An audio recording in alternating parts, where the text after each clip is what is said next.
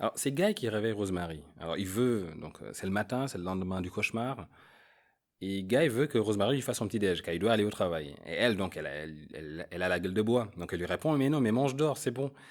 Et il lui répond dans tes rêves, et il lui claque même le cul. Donc, il faut quand même réaliser que le mec, la veille, l'a quand même offerte à Satan. La nuit après que Satan l'ait imprégnée, je ne sais pas, il peut peut-être faire son café tout seul pour une fois, peut-être, non? Le temps qu'elle se remette de son vagin endolori. Et donc quand elle se réveille, Rosemary est quand même un peu KO et elle se rend compte finalement qu'elle est griffée de partout, qu'elle a des traces de griffes de la veille. Donc faut voir la scène, en fait, le diable l'a prise. Avant de la prendre, le diable, en fait, apparemment, applique quelques préliminaires. Donc le diable est du genre à caresser un peu, donc de haut en bas, donc il caresse le corps avec ses griffes, ça passe un peu sur les cuisses, tout cela.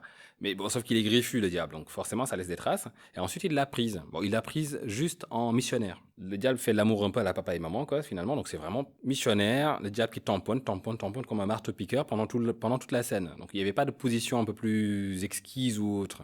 Ça sera plutôt dans la mini-série. On aura une scène d'amour un peu plus originale, si on veut. Donc toujours est-il que les préliminaires du diable laissent des traces. Donc Rosemary est griffée de partout, elle regarde ça, elle se dit mais bon, c'est quoi ce bordel? Et en fait, Guy va s'excuser, en fait, mais sans enthousiasme, hein, normal. Hein, et il lui explique qu'il l'a violée dans son sommeil, enfin il n'y a pas d'autre mot.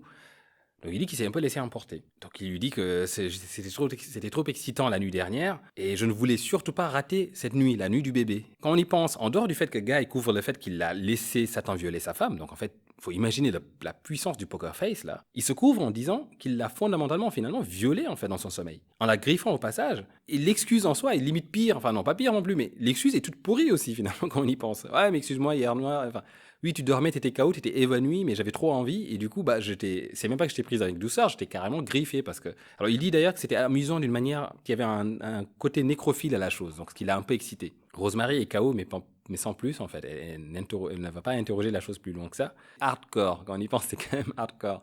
Je sais pas ce qui est pire, le viol par Satan ou cette version de son mari pour essayer de justifier la chose. Donc elle est en colère, forcément, ça peut se comprendre. Cette nuit du bébé, Rosemary va découvrir que c'était une réussite. Alors, ce qui se passe, c'est que cette journée-là, sa sœur va l'appeler car elle a eu un terrible pressentiment. Et a raison, du coup. Elle lui dit, mais Rosemary, j'ai rêvé cette nuit, quelque chose de terrible t'arrive et quelque chose s'abattait sur toi.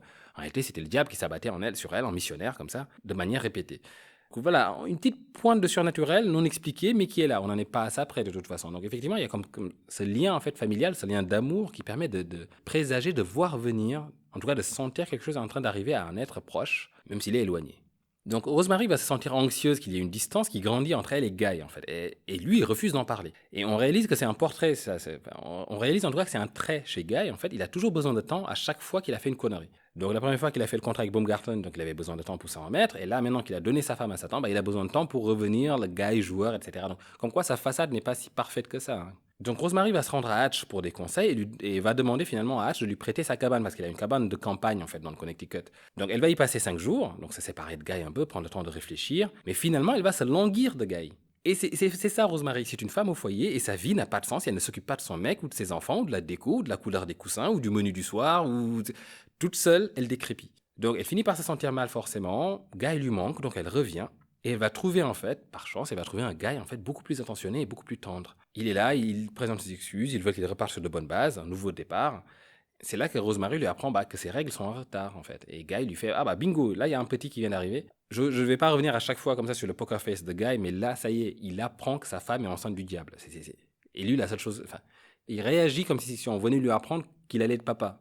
Alors que non, ce n'est pas son fils, c'est le fils du diable en fait. Enfin bon, je vais pas revenir dessus à chaque fois comme ça, mais je trouve ça hallucinant cette capacité d'avoir un masque à ce point. On verra quand même que son masque a des failles, on l'a déjà vu, mais quand même. Enfin, donc Rosemary va aller consulter un docteur Hill qui a été mentionné par son ami à un moment donné, et ce docteur donc va lui confirmer au téléphone qu'elle est bien enceinte. Donc à l'époque effectivement il fallait faire des tests de grossesse et il fallait attendre du temps avant qu'on vous envoie la réponse.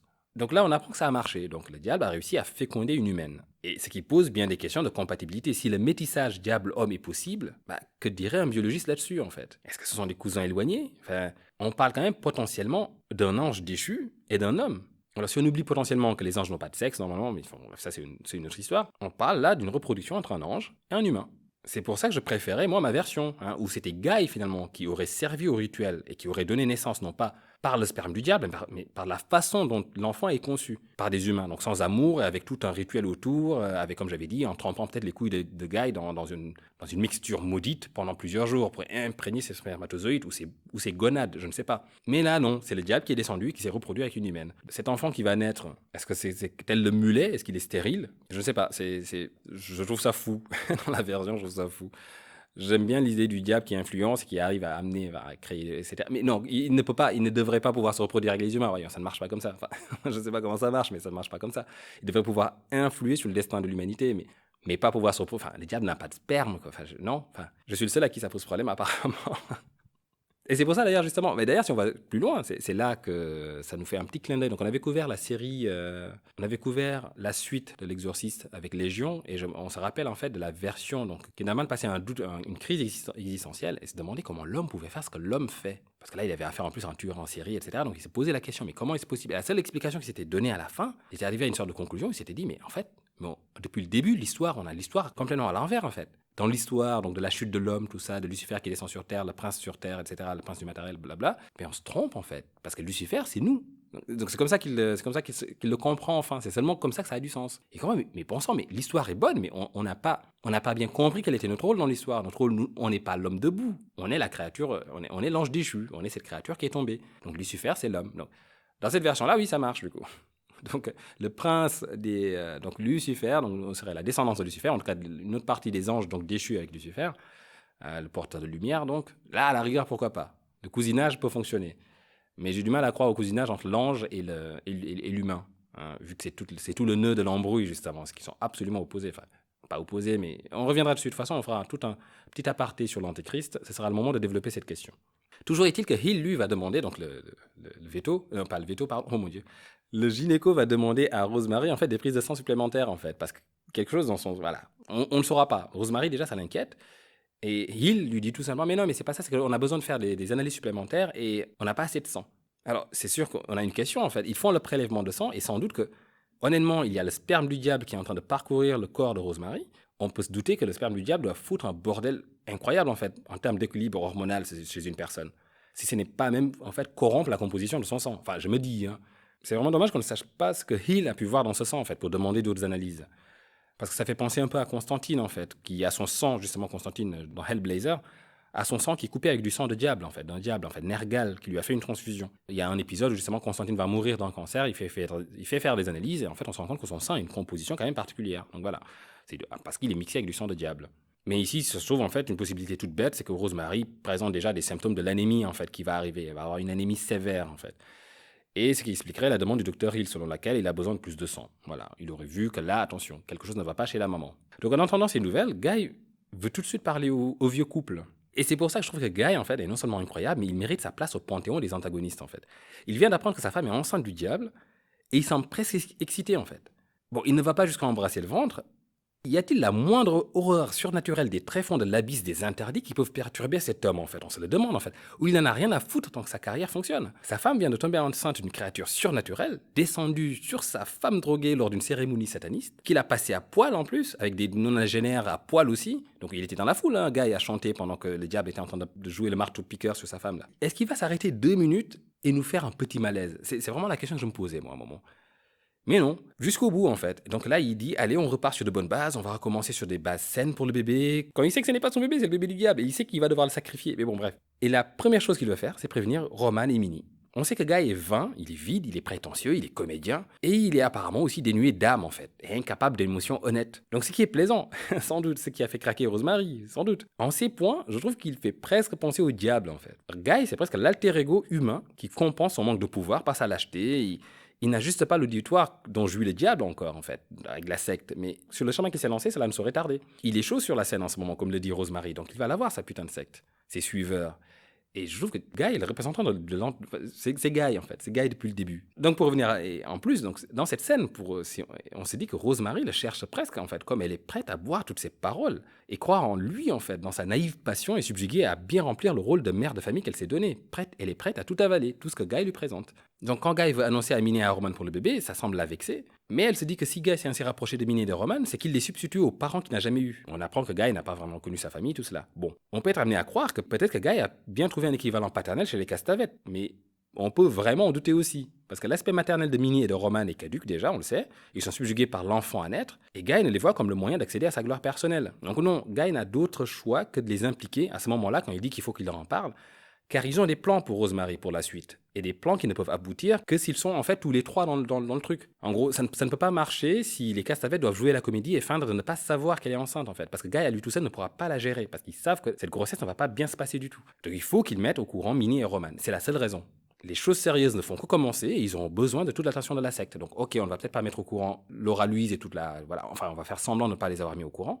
Mais il faut qu'il y en ait deux qui sachent en fait et qui puissent être au chevet de Rosemary tout le temps. Mais non, mais attends, je vais m'occuper de ça. Mais non, sors pas de l'appartement, je vais y aller moi faire les courses. Histoire de la retenir à la maison notamment. Enfin, comme s'il y avait besoin de la retenir à la maison. Donc, une fois qu'ils apprennent ça, les Castavetes vont persuader Rosemary d'aller voir en fait plutôt un médecin qu'ils connaissent bien, un obstétricien qu'ils connaissent assez bien, éminent en fait, qui accouche tous les bébés de la classe supérieure, en fait, de la classe bourgeoise de la ville, donc le docteur Abe, donc Abraham Sapirstein en fait. Abraham Sapirstein que nous on a déjà vu, enfin, il était pendant le vol ritualistique en fait, c'est lui qui tendait donc la coupe de sang à Roman. Donc Roman faisait des dessins comme ça sur le ventre de Rosemary, donc des dessins de sang, cette coupe de sang c'est Abe, donc Abe Sapirstein qui la tenait. Donc Abe Sapirstein, l'obstétricien, comme j'ai dit, quand on sait que la secte a besoin d'enfants, de sang d'enfants frais, enfin qu'il leur prête un pouvoir au sang d'enfants, on peut se douter d'où vient ce sang que lui-même tend au leader de la secte. Mais on ne va pas approfondir parce que c'est dégueulasse. Donc les Castavetes vont faire une grosse affaire de l'annonce, donc on les comprend, ils sont tout contents, ils sont foufous. En même temps, le fils du diable est sur la bonne route là. Donc ils vont insister pour que Rosemary voit le docteur, voit Abe en fait. Et sûrement pas un docteur Hill dont personne n'a jamais entendu parler en fait. C'est qui ce docteur Hill? Rosemary va commencer à tanguer un peu et elle hésite parce qu'en même temps elle est indécise en fait. Elle sait que Hill a fait une erreur, même si c'est pas vraiment une erreur, une grosse erreur, mais au moins il lui a dit au téléphone qu'il lui manquait du sang pour faire ses analyses correctement. Donc tout de suite elle se dit que mais est-ce que Hill est vraiment de confiance ou pas? Et donc pendant qu'elle essaie de pendant qu'elle décide un peu on va dire, on a Minnie en fait qui passe dans leur chambre et qui appelle directement Abe Sapirstein en fait. Donc Abe qui décroche. Et Minnie qui fait... Donc Minnie qui parle, en fait, et qui lui fait non, non, oui, non, espérons, espérons. Hein. Et je me dis, en fait, que de l'autre côté, parce qu'on ne sait pas ce qu'Abe est en train de lui dire, mais Abe est en train de lui dire, en fait, c'est bon, elle est enceinte du... Oui. Ah putain, c'est génial, c'est magnifique, en fait. Est-ce qu'elle est au courant? Non. Elle se doute de quelque chose? Bah non. Écoute, bah oui, bien sûr que tu me l'envoies et tout, machin, et espérons que ça la reste, on va s'occuper d'elle, en fait. Et là, Minnie qui répond, espérons-le aussi, en fait. Donc, rien que cette discussion, encore une fois, c'est ce que je disais, en fait, dans cette histoire, si on part pour la thèse sataniste, le hors-champ est tellement magnifique d'imaginer ce qui est vraiment en train de se passer. Parce que pendant que Rosemary est là face à Minnie qui est en train de faire semblant de lui prendre rendez-vous chez un obstétricien, l'obstétricien est un homme de la secte. Donc, en fait, ils sont en train de monter le plan. Donc elle n'est pas en train de lui dire « Excusez-moi, du coup, on a une petite amie là, enfin on a une petite jeune fille dont on s'occupe qui est enceinte, qui voudrait un rendez-vous. » Non, il est au courant de tout, le mec. Donc elle est en train de jouer la comédie avec quelqu'un de l'autre bout. Si ça se trouve, elle n'a même pas appelé en plus. Elle a appelé personne. Donc il sait qu'il va la recevoir, il sait qu'il va s'en occuper particulièrement car c'est l'enfant qu'ils ont toujours attendu. Donc Rosemary va être troublée, indécise un peu, mais elle va céder, parce qu'elle cède tout le temps, Rosemary. De toute façon, c'est les autres qui décident pour elle. Donc Guy sera celui qui s'occupera de voir comment se débarrasser de l'autre médecin, mais vu qu'il sait très bien le faire, il sait mentir, ça devrait assez bien se passer. Et comme j'ai dit, en plus, Rosemary ne veut pas entendre de problème, en fait. Elle est enceinte, elle a un bébé qui arrive, elle ne veut pas... voilà, sa confiance en Hill est un peu ébranlée, vu que, voilà, Hill a annoncé une mauvaise nouvelle à un moment donné, donc ça ne va pas. Excusez-moi, oui, vous êtes bien enceinte, mais par contre, il nous manque du sang. Donc ça ne va pas, Hill fait des erreurs, donc voilà, c'était assez facile de la pousser vers Abe. Et cette nuit-là, en fait, Rosemary, la nuit de l'annonce, elle va mettre son pendentif, en fait, ce fameux charme, là, au Tanis. En fait, c'est assez inexplicable, mais elle va commencer à le porter à plein temps, du coup. Et il est devenu comme essentiel. Tandis que Minnie et Roman, en fait, semblent les seuls debout à fêter, parce qu'elle les entend, en fait, faire comme la fête de l'autre côté. Donc, sans doute qu'ils l'ont annoncé à la secte, en fait, et ils se mettent à jour, en plus, sur le déroulé de la stratégie. Bon, à partir de maintenant, voilà ce qu'on va faire, voilà ce qu'on va lui dire, voilà, ils se mettent à jour là-haut. Rosemary, elle va aller prendre son pendentif, elle le met autour du cou. Et dans cette scène, donc on voit Rosemary qui met le pendentif, on se dit mais ça y est, enfin, cette odeur, enfin, quelque chose dans ce pendentif, en fait, lui fait du bien en ayant ce monstre dans son estomac. Donc on voit ça, bien sûr, on entend la secte qui fait la fête de l'autre côté, on se dit que waouh, ils sont en train de fêter leur victoire. Mais il y a aussi autre chose qu'il faut remarquer, en fait, c'est qu'à côté, Guy est en train de dormir. Et à aucun moment, parce que souvent, la nuit, c'est Rosemary qui s'éveille. En plus, maintenant qu'elle est enceinte, elle va souvent faire des nuits blanches. Mais souvent dans le film, on verra, mais dans le livre aussi, que Guy dort toujours paisiblement. Guy ne fait aucun cauchemar, en fait. De tout ce qu'il a manigancé, de tout ce qu'il a fait, à aucun moment, Rosemary ne va le surprendre en train de faire un cauchemar ou de murmurer ou de dire ou de demander pardon, ou de culpabiliser, et de dire dans son rêve, pardon, pardon ma chérie, je ne voulais pas. Enfin, ça, je ne voulais pas. C'est un peu facile, mais non, il dort comme une brute, mais littéralement pendant tout ce film, rien de tout ce qu'il a fait ne va perturber son sommeil en fait. C'est pour ça qu'il est génial. Donc, Rosemary va rencontrer Abraham Sapastin, du coup, donc l'obstétricien, et va se confier à lui. Elle va donc accepter par exemple ses étranges conseils et ses recommandations étranges. Il va notamment recommander les boissons, donc les boissons vitaminées que Minnie va lui faire. Des boissons qui seront fraîches et faites le matin même avec les herbes de Minnie et non pas les pilules là qui sont dont on ne sait pas ce qu'il y a dedans, donc c'est pas forcément frais. Donc voilà, il va réussir à la convaincre déjà de boire ce que Minnie va commencer à lui presser tous les matins. Et elle apprendra, Rosemary comprendra justement que dans ces choses qui sont pressées dans cette boisson, figure bien sûr la racine de Tanis.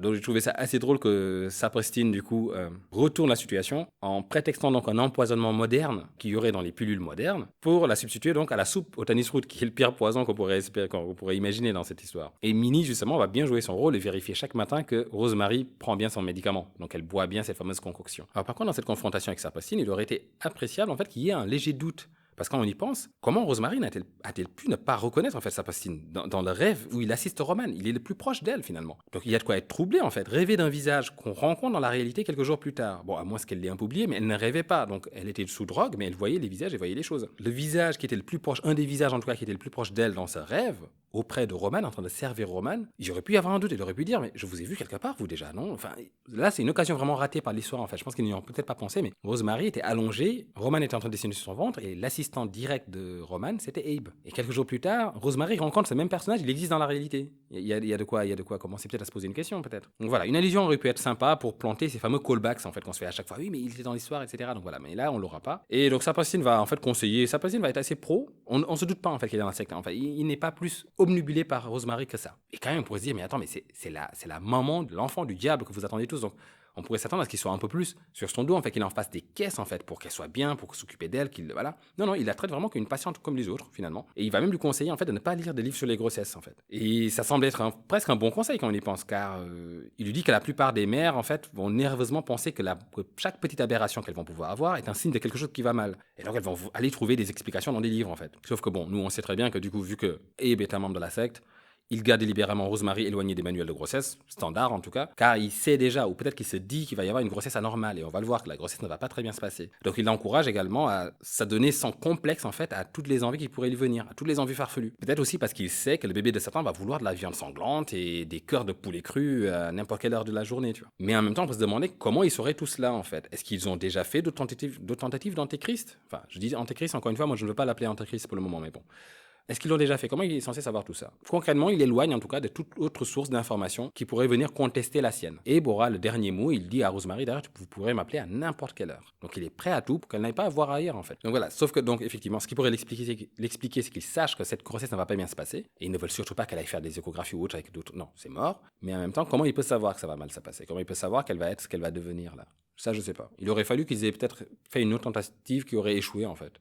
Et on se rappelle du bébé qui avait été retrouvé donc enseveli dans des journaux. Quoique pour moi, ce bébé était plus une victime qu'autre chose. Parce qu'on va voir que le fils du diable a des traits caractéristiques en fait dans le livre en tout cas, pas dans le film forcément, mais il a des traits qui font qu'on ne peut pas vraiment le confondre pour autre chose en fait. Donc il a même des petites cornes, des choses comme ça. Donc je pense pas que ce soit un corps qu'on jette à la poubelle. Et il semble savoir. Donc à partir de là, effectivement, les mois qui vont suivre en fait, on a une routine du couple. Et dans cette routine, on va installer le jeu du Scrabble, un élément récurrent si on regarde bien. Non seulement ça construit donc la routine du couple, mais ça prépare aussi au dénouement. Et une scène sympa pendant les premiers mois de grossesse dans le film en tout cas, on les voit jouer à une partie de Scrabble de l'inconscient, si on veut. Parce que si on regarde, donc si on fait arrêt sur image, on voit les mots qui ont été joués. On a des mots comme expier, atone, to atone, débit, donc le débit, enfin la dette, quelque part. On a waned, veut dire décroître, disparaître, s'effacer un peu. On a severs, rompre. On a heals, anguille. Donc tu vois, pour moi, ça, c'est des mots qui ont été joués par Guy. On a de la culpabilité, on a du remords, on a... Voilà, c'est Guy, la dette, tout cela. Et de l'autre côté, on a d'autres mots, en fait, tels que word, on a caught, on a to begin, le lit de bébé, commencer, tout cela. Donc clairement, les mots du désir maternel de Rosemary. Pendant cette routine, en fait, Rosemary va développer des douleurs aiguës. Donc c'est comme ça que ça commence au cours du premier trimestre. Donc elle va s'isoler de plus en plus dans l'appartement. Et la douleur la handicape presque. Donc elle va perdre du poids, elle va avoir un air émacié. Donc ça va alarmer Hatch notamment. Mais ni les médecins, ni Guy, ni les quatre savettes, ou tout leur gang là en fait du samedi soir, ou tous ces anciens vieillards, y compris en fait un autre docteur en plus, docteur Shand je crois, qui est un ophtalmologue je crois. Et même Laura Louise en fait, pour tout le monde, tout va bien. Et là c'est un exemple parfait de ce qu'on appelle le gaslighting en fait. C'est une sorte d'abus mental qu'on peut avoir sur quelqu'un en fait en déformant l'information et en se mettant tous d'accord pour lui faire douter de ses perceptions, en le faisant douter de sa mémoire, de ce qui se passe. Donc là, Rosemary, si tout le monde continue à lui dire, mais non, mais ça va, c'est bon, mais la douleur que t'as là, mais attends. Minnie qui lui dit, mais moi j'ai une cousine qui avait des douleurs aiguës comme ça, mais c'était rien, ça passe très vite, ça passe tout seul. Le médecin qui lui dit, mais non, mais ça c'est rien. Guy qui lui dit, mais non, mais attends, c'est bon, ça va aller. Petit à petit, elle se dit, mais non, en fait, ces douleurs, c'est normal, ça va aller en fait. Alors que pas du tout. Les douleurs durent et vont durer très longtemps en fait pendant cette grossesse et Rosemary, n'ayant aucune autre référence, va l'accepter comme étant une réalité en fait avec laquelle il faut composer. Et surtout, ça va l'enfermer dans l'appartement, ce qui sans doute les arrange. Et son régime alimentaire va aussi changer en fait. Elle va se mettre à. Déjà, elle va éviter le sel. À un moment, il me semble que c'est un peu suggéré que le sel, c'est un élément purificateur, donc forcément, l'enfant du diable ne veut pas de sel. Mais surtout, ce que l'enfant du diable veut, apparemment, c'est de la viande. Donc Rosemary va devenir carnassière en fait. Et même le médecin va l'encourager à manger de la viande. Il n'y a pas de souci. Allez-y, faites-vous plaisir en fait. Finalement, peut-être que c'est des besoins qui viennent de l'enfant. C'est tout du long, cette femme enceinte, c'est son histoire, c'est ça, c'est une femme qui se fait absolument manipuler du bout en bout. Toutes ses décisions, tous ses avis vont être dictés par les autres. Donc face à un Saperstein qui n'est pas un extase, qui n'est pas fou, qui arrive à se contenir en fait. Comme je disais, pour moi, Saperstein devrait être halluciné d'avoir enfin la mère de l'enfant du diable devant lui. Surtout pour un scientifique, je dirais. Non, il la traite comme une patiente comme les autres et anticipe tous ces besoins-là et toutes ces choses qui vont arriver en fait, comme s'il avait déjà une expérience du fils du diable. Donc face à ça, Rosemary, elle cède en fait. Elle cède et elle fait ce qu'on lui dit. Mais par contre, c'est pas si simple, effectivement, parce qu'au fur et à mesure de la grossesse, elle va en avoir marre, parce qu'elle a trop mal, en fait. Donc ça va monter. Et l'isolement ne va pas aider, parce qu'on a un isolement progressif de Rosemary face à un gars impassible, en fait, qui, lui, s'est effectivement mis d'accord avec la secte pour l'isoler. L'enfermement de Rosemary dans la maison, il est subtil, mais il est progressif. Et quand elle se met à manger de la viande crue et à dormir pour oublier la douleur, donc déjà, elle devient associable au possible avec ce comportement. Mais en plus, cette douleur tient presque lieu de laisse, en fait, comme une corde, en fait, pour la tenir bien tranquille à la maison. Et donc, on peut commencer à se douter, mais est-ce que c'est dans la boisson, en fait, de Minnie, histoire de déclencher ces choses-là et s'assurer, en fait, qu'elle reste à sa place, dans un rôle de maman. Alors, ça peut tenir, même si ça paraît quand même risqué. C'est risqué de provoquer des douleurs pareilles chez la mère de cet enfant qu'ils attendent avec beaucoup d'impatience. Mais dans tous les cas, si ce n'est pas la faute de Minnie, dans ce cas, c'est vraiment la naissance de l'antéchrist, du fils du diable, qui est censé se passer comme ça. Et donc voilà, Rosemary, elle décrépit, tandis que Guy, lui, de son côté, réussit. Quoique, on peut aussi dire qu'à cette étape-là, Guy devait s'en vouloir un peu quand même, un petit peu. Et du coup, la seule façon pour lui de vivre avec cette culpabilité et cette folie impossible à digérer quand même, voir le diable violer sa femme et avoir un enfant du diable qui est en train de naître dans son foyer quand même, c'est pour lui, la seule échappée pour Guy, justement, c'était peut-être de s'enfoncer comme un fou dans son jeu, dans son rôle, dans son action et fuir ainsi les questions. Et c'est tout ce qui lui restait. Et donc, il va y avoir une fête du Nouvel An qui va se passer donc c'est le 31 décembre. Donc, on est en 65, donc on va passer au 1er janvier 66. Et Rosemary et Guy vont faire la fête du Nouvel An avec Roman et Minnie. Parce qu'effectivement, ils ne sortent plus de toute façon, ils ne voient plus leurs amis, ils n'évoluent que dans ce cadre de la secte, sans savoir qu'il s'agit d'une secte. Enfin, Rosemary ne sait pas qu'il s'agit d'une secte. Donc, ils évoluent que dans ce cadre-là. Donc, la fête de la Nouvelle Année, ils la fêtent avec ces gens, donc, qui ont tous minimum 60-70 ans. Pour des jeunes de la trentaine d'années, enfin, je sais pas quel âge a Rosemary, mais c'est jeune quand même, un peu tristoun. Et c'est là qu'on lui présente le docteur Shand, justement. Donc, c'est soit un ophtalmo ou un dentiste, voilà, célèbre lui aussi, qui a fait la chaîne en argent pour le pendentif, en fait, qu'elle porte, pour le pendentif Lantanis. Alors, c'est peut-être l'occasion d'observer un petit aspect de la secte, en fait, c'est qu'elle est faite principalement que d'hommes ayant assez bien réussi, au final. Et ça fait penser un peu à Laval, donc le sataniste, en fait, qui a bien existé, lui, pour le coup, qui a cliné la secte des satanistes en voulant des gens ayant réussi et non des cassos qui fuient le monde réel. Donc, il avait progressivement éliminé le système des grottes, en fait, et éliminé les personnes qui, selon lui, en fait, pour eux, l'Église était un substitut à l'accomplissement personnel, à l'accomplissement dans le monde extérieur. Et du coup, il est devenu intransigeant là-dessus, ça est devenu une obligation. L'accomplissement conventionnel dans la société était un critère en fait d'avancement au sein de l'Église. Donc il faut que ses pairs disent oui, ça c'est un bon médecin. Donc finalement, ce n'est même plus leur connaissance de l'occulte qui compte dans les membres de la secte, si on part sur la secte de Laval. Donc voilà, on n'attend pas ce qu'ils sachent parler du satanisme ou autre. En fait, non, finalement, ce qu'on attend d'eux, c'est leur affiliation et leur rang en fait. Ce qu'on attend d'eux finalement, c'est leur statut. Il faut qu'ils percent dans ces sociétés. Indirectement. Donc en fait, il y a presque quelque chose du genre « aide-toi et le diable t'aidera » dans ce rapport. Dans cette communauté de gens ayant réussi, de gens brillants, de gens... Voilà, Rosemary va encore voir sa postine qui va quand même lui dire écoutez, la douleur partira dans un jour ou deux, comme d'habitude. Et à la suite, ils vont porter un toast pour l'année 1966, la première année. The year one, comme ils le disent. Et Rosemary ne comprend pas. Elle ne va pas demander d'explication, comme d'habitude, pour ne pas apparaître bête, en fait, mais elle ne comprend pas. Et ce qu'ils sous-entendent à ce moment-là, c'est bien la naissance du fils de Satan, c'est pour cette année-là. Donc pour eux, c'est la première année. Alors, il va y avoir un réveil, en fait. Le réveil par le cœur cru. d'un poulet. Parce qu'en fait, Rosemary va se surprendre à un moment donné en train de manger, en fait, alors, soit elle est en train de manger le cœur ou le foie du poulet, je ne sais plus, mais voilà, elle est en train de manger de la viande crue. Donc, ça faisait déjà un moment qu'avec cet enfant du diable dans son ventre, qu'elle avait complètement changé de régime alimentaire. Mais là, tout d'un coup, ça devient grotesque. Et même elle se rend compte que là, stop, quoi. Elle voit son reflet dans le miroir. Jusqu'à là, elle se rendait pas compte. Je pense que Guy a dû la voir faire des choses assez terribles et en fait, ne rien dire non plus. Et là, tout d'un coup, en fait, elle se voit. Il se trouve qu'elle voit cette scène devant le miroir. Donc, elle voit une sorte de vampire qu'elle est devenue, blême, toute mince, anorexique et pourtant en train de bouffer un cœur cru avec le sang comme ça qui dégouline sur ses mains et sur ses lèvres. Et là, elle se dit stop. Donc, déjà, elle vomit ce qu'elle est en train de manger. Donc, Saperstein aura beau dire ce qu'il veut, le médecin, je veux dire. Guy ou tous les autres pourront dire ce qu'ils veulent. La scène qu'elle a en face d'elle là, c'est une scène d'horreur et il n'y a rien qui puisse justifier cela. Donc, quelque chose ne va pas, il va falloir faire quelque chose. C'est là que RM se réveille, si on veut. Et donc là, elle va décider, en fait, donc après avoir vomi tout ça, donc je pense que tout d'un coup, prise de conscience, elle décide en fait de faire une fête. Elle va inviter ses amis, mais ses amis jeunes, en fait, qu'on n'a pas vu depuis le début, nous. On a des indices quand même, comme quoi il y a quand même une petite vie comme ça, un petit cercle d'amis autour d'elle, des amitiés de la ville, hein, assez légères, assez superficielles quand même, j'ai envie de dire. Je n'essaie pas de dire par là que les amitiés de la ville sont forcément superficielles, mais je veux dire dans ce qu'on essaie de tracer ici comme portrait de la ville, avec ces gens de la lumière, de l'apparence, de l'apparat, comme Guy, en fait, les amis de Rosemary sont tout aussi shallow, peu profonds. On les voit pas, on les voit à peine en fait. Et quand ça fait des mois quand même qu'ils n'ont pas de nouvelles d'elle, ça fait des mois, enfin, on va dire que ça fait des mois, donc ses amis proches devraient être quand même au courant, on va dire qu'elle est enceinte, donc ça fait des mois qu'ils n'ont pas eu de nouvelles d'elle, n'a même pas passé la voir régulièrement, venir aux news un peu, ça fait une drôle d'amitié, j'ai envie de dire. Donc elle décide d'inviter ces jeunes amis-là. Et donc d'exclure systématiquement Laura Louise, Roman, Minnie, etc. Tous ces vieux avec qui elle traîne depuis le début, depuis plusieurs mois, qui ont réussi à son insu, en fait, subtilement à l'enfermer. Elle en parle à Guy qui bien sûr, on le pense bien, n'est pas tout à fait chaud pour cela. Et on peut le comprendre en fait. Ce qu'il ne veut pas, c'est que Rosemary commence à avoir des avis extérieurs, que des gens autres commencent à dire des choses sur son apparence, sur cette grossesse qui n'est pas normale. Donc en fait, ça ne la rassure pas. Donc il essaie de la décourager un peu. Et là, tout d'un coup, il commence à lui poser des questions. Ah oui, mais attends, et le bébé, t'as pas peur? Elle dit, attendez, attends. Une femme enceinte peut faire une soirée, ça va, je suis pas handicapé non plus, tu vois. Et il lui fait, oui, mais la douleur. Sauf que depuis le début, lui aussi est dans l'autre camp en disant que la douleur va bientôt partir. Donc là, Rosemary, il sort quand même une punchline, il lui fait, mais attends, tu savais pas pour la douleur? Ça partira dans même pas 2 jours. Et la soirée, enfin, la fameuse soirée s'organise dans la semaine, si on veut. Donc, vu que Saperstein, Minnie, Roman, tous lui disent cette douleur va partir dans 2 jours, c'est bon, sauf que ça fait plusieurs mois quand même déjà qu'elle douille par rapport à ça, elle arrive à lui sortir là, à ce moment-là, où lui veut utiliser cette fois-ci la douleur pour la retenir. Douleur que lui-même, de concert avec les autres, avait décidé de minimiser jusqu'à là.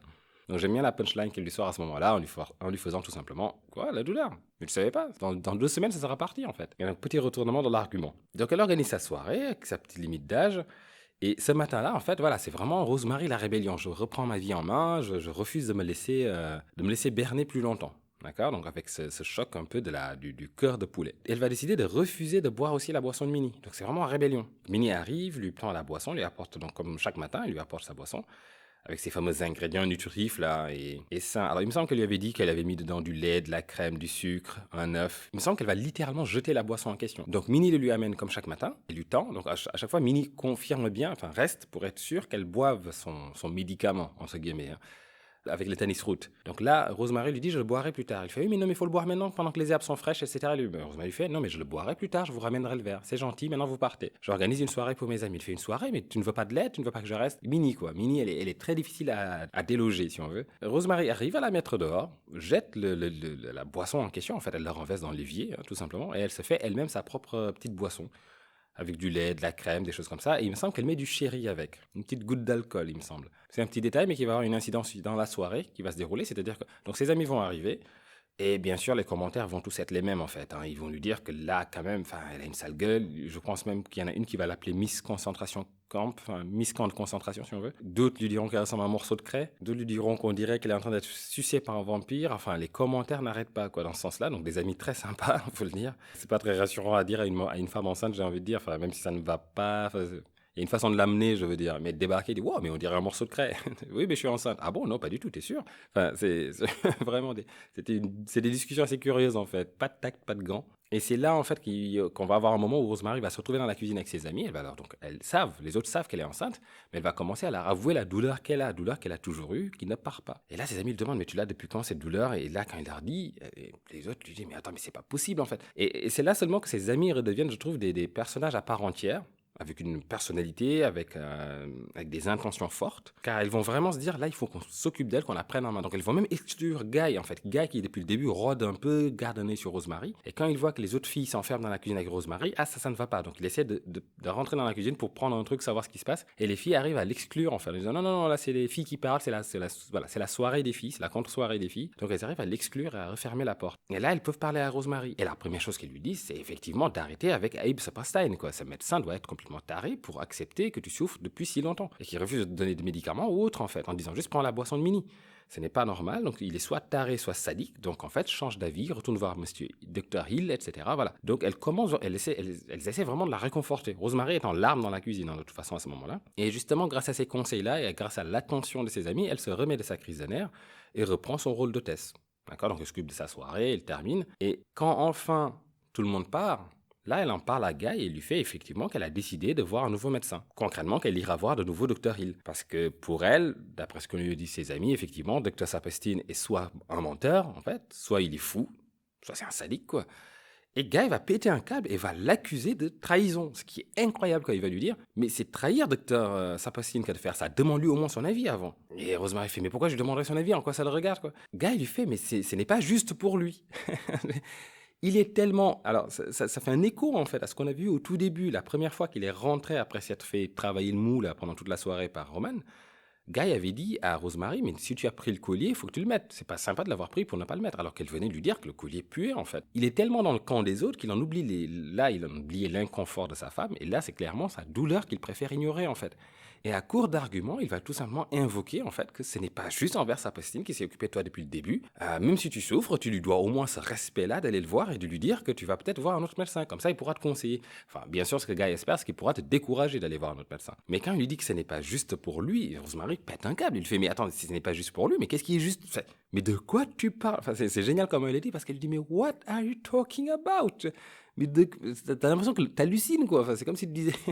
Je sais pas, moi, c'est comme avoir un accident, être là couché par terre et il y a un témoin de la scène et lui dire je saigne, il fait mais attention quand même, il y a des plantes à côté, t'es en train de les arroser de ton sang. Enfin, je sais pas, c'est être aussi décalé de l'urgence de la situation en fait, que de parler de trahison envers le médecin ou du fait que ce n'est pas juste envers le médecin. Enfin, ta femme est en train de te dire qu'elle souffre depuis plus de 6 mois. Enfin, super. Comment ça, ce n'est pas juste pour Saperstein? Et qu'est-ce qui est juste pour moi alors? Est-ce qu'on en parle de cette injustice, de cette grossesse que je subis? Et vous tous qui faites semblant que c'est normal, qui ignorez ma douleur en fait? Voilà, c'est la question. Surtout toi, Guy, connard. C'est surtout ça la question que Rosemary pose.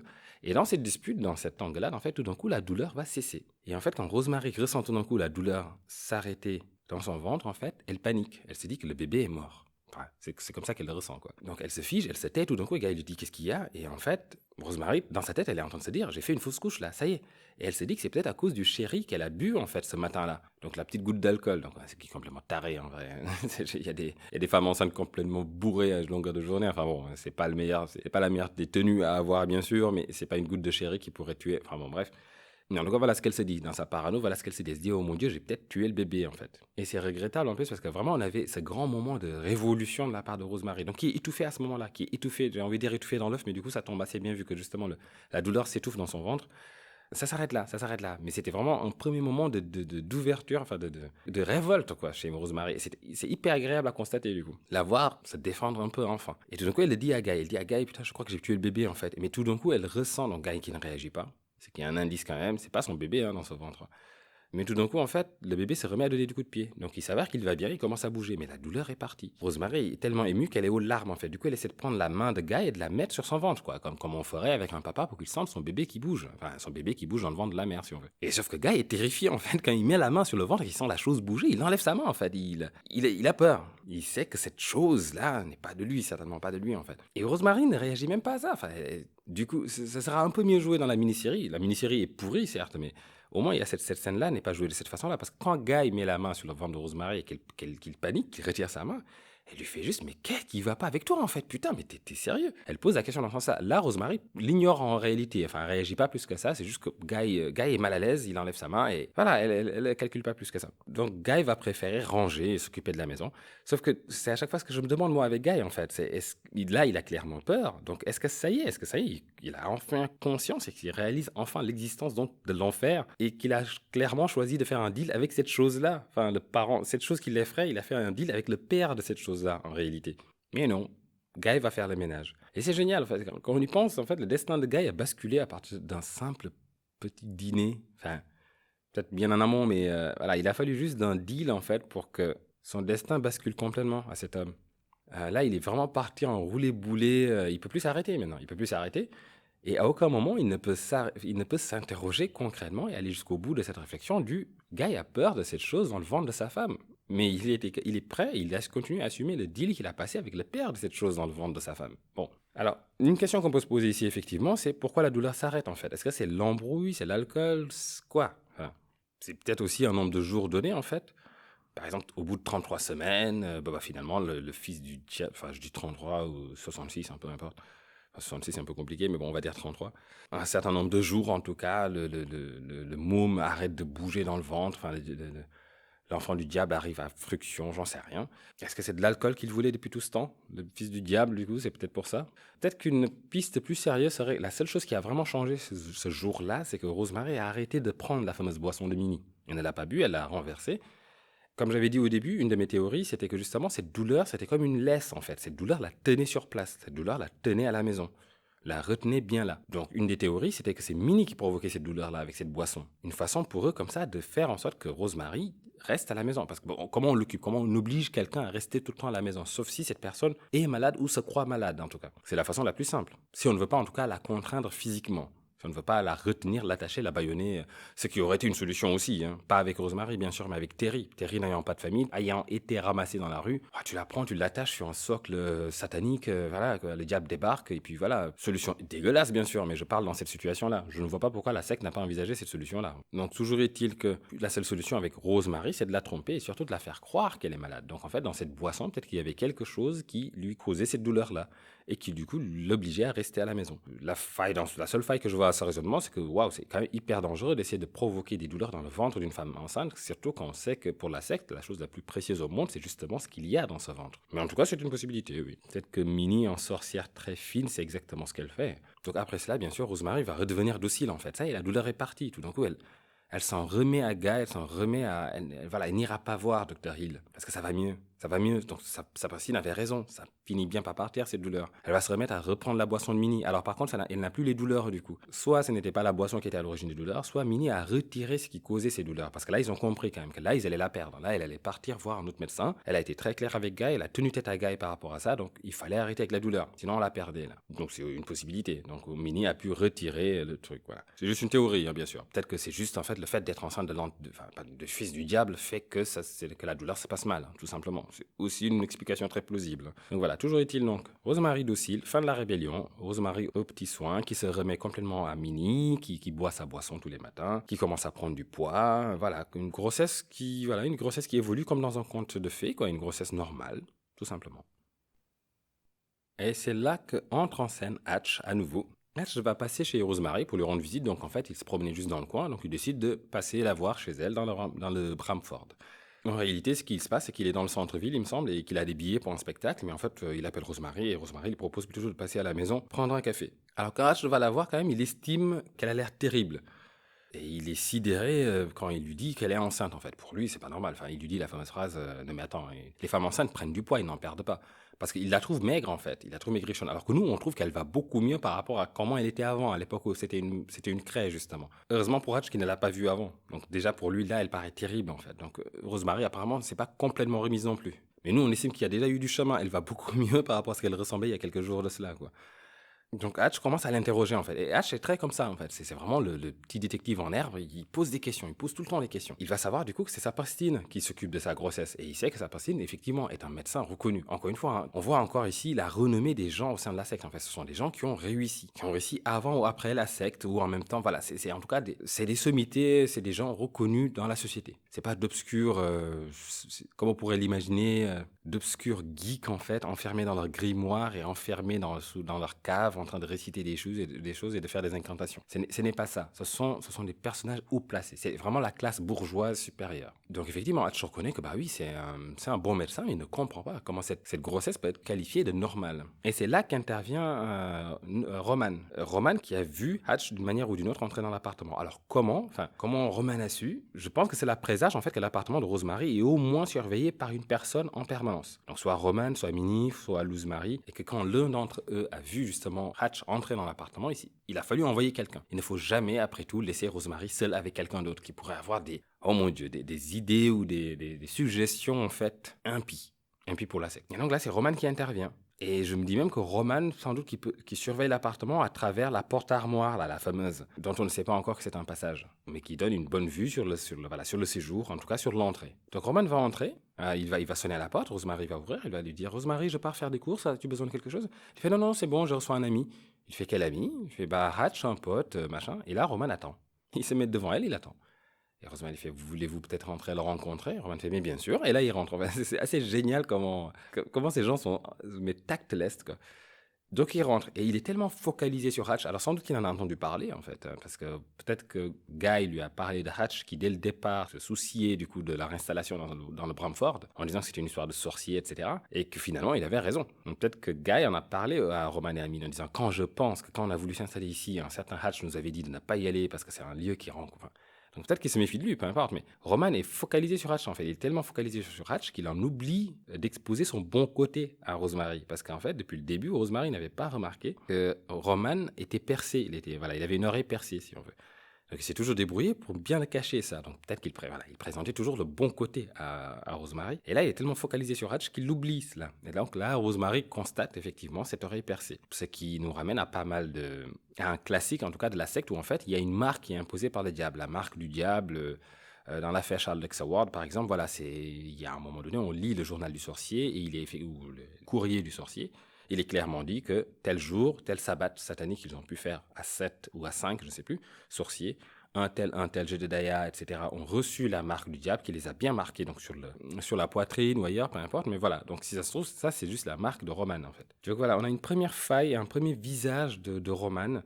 Il est marqué à l'oreille et au cou, et sans aucun doute pour moi, cela n'est autre chose que le signe du contrat avec les diables. Roman rencontre Hatch et ils vont parler, en fait, ils vont parler de Rosemary comme d'une enfant. Elle va être là, assise entre les deux hommes qui vont s'échanger, qui vont parler, discuter un peu. Ils vont parler de plein de choses, ils vont parler de médicaments, de vitamines, pourquoi en fait Rosemary ne prend pas les vitamines comme conseillé par Abe. Ils vont parler de plein de choses, et Rosemary va être là au milieu à les regarder tous les deux, comme les parents en train de parler, la gamine qui écoute. Donc c'est vraiment le rôle dans lequel elle est encore confinée ici. Et elle parle quand même, elle essaie quand même d'amener son petit grain de sel. Donc elle répond, elle rajoute son grain de sel à chaque question, elle déblatère, jusqu'à ce qu'elle dise ce qu'il ne fallait pas dire en fait. Et là, c'est un moment génial parce qu'on a une réaction de Roman juste à ce moment-là. En réalité, ce qui est en train de se passer, c'est que Hatch est en train de s'interroger sur la grossesse de Rosemary. Donc Roman essaie de la rassurer. Il n'y a rien. Non, ne vous inquiétez pas, c'est absolument normal, tout se passe bien. Elle est suivie par un des plus grands médecins obstétriciens de la ville, de New York. Vous voyez. Et là, il fait oui, mais quand même, machin, etc. Et Rosemary fait d'ailleurs, il ne veut même pas que je prenne de pilule. Enfin, Rosemary, quoi.